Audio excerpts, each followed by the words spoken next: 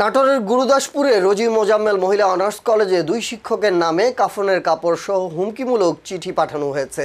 এতে পুরো ক্যাম্পাসে ছড়িয়ে পড়েছে আতঙ্ক।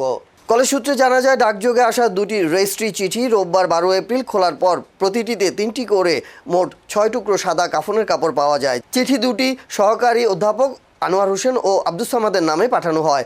কলেজ অধ্যক্ষ মাহতাবউদ্দিন জানান, বিষয়টি পুলিশকে জানানো হয়েছে। গুরুদাসপুর থানার ওসি মঞ্জুরুল আলম বলেন, ঘটনাটি গুরুত্ব সহকারে তদন্ত করা হচ্ছে। এ ঘটনায় শিক্ষক, শিক্ষার্থী ও অভিভাবকদের মধ্যে উদ্বেগ বিরাজ করছে।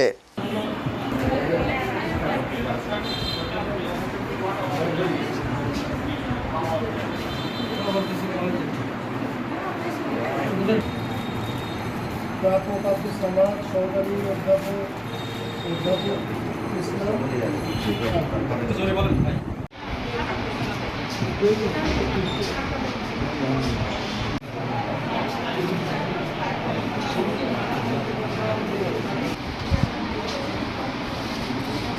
এইটাতে ছবিটা এদেরটা